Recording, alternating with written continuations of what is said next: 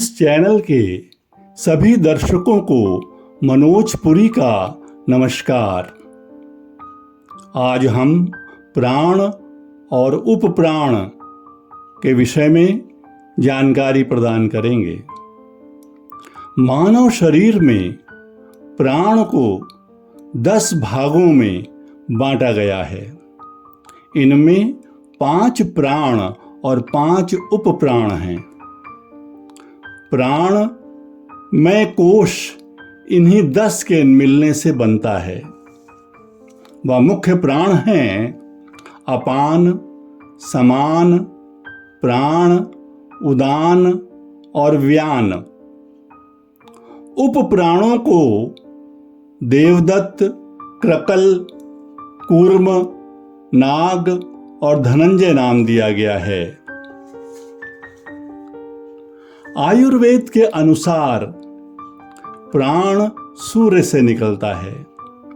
यह सूक्ष्म मार्गों की एक प्रणाली अर्थात नाड़ियों के माध्यम से जीवित प्राणियों के शरीर में प्रवाहित होता है। हम प्राण को सांस के रूप में अनुभव करते हैं, लेकिन यह रक्त में भी मौजूद होता है। प्राण प्रजनन द्रव्यों में सबसे अधिक केंद्रित होता है। प्राण नाक में प्रवेश करने वाली वायु प्राण है। यह हृदय और सर्कुलेटरी सिस्टम के कामकाज को नियंत्रित करती है। व्यान पूरे शरीर में घूमता है और स्वैच्छिक मांसपेशीय गतिविधि को नियंत्रित करता है। उदान गले से होकर बहती है।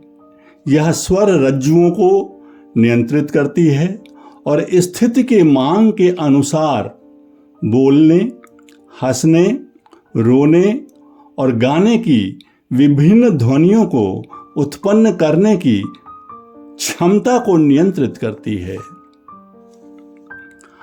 अपान मलाशय से निकली हुई वायु अपान वायु है, जो फेफड़ों और उत्सर्जन प्रणाली से वेस्ट मटेरियल को बाहर निकालती है। समान वायु चयापचय अर्थात मेटाबॉलिज्म और डाइजेस्टिव सिस्टम के कामकाज के लिए जिम्मेदार है। नाग वह वायु है जो डकार को नियंत्रित करता है। शरीर में क्रोध नाग उपप्राण के ही द्वारा आता है। देवदत्त देवदत्त जम्हाई को नियंत्रित करता है। इस उपप्राण का संबंध लोक लोकांतरों से होता है। जब मनुष्य समाधि में जाता है तो देवदत्त उपप्राण ही विभिन्न लोकों से संबंध स्थापित करता है। धनंजय हृदय वाल के कामकाज को नियंत्रित करता है। उदर अर्थात एब्डोमेन में होने वाली क्रियाओं का संपर्क धनंजय उपप्राण से होता है। स्वस्थ रहने के लिए धनंजय मजबूत रहना चाहिए।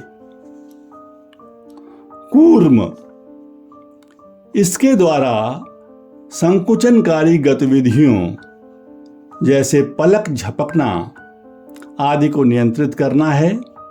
इसका कार्य शरीर में गुरुत्वाकर्षण बल अर्थात ग्रेविटेशनल फोर्स को उत्पन्न करना है।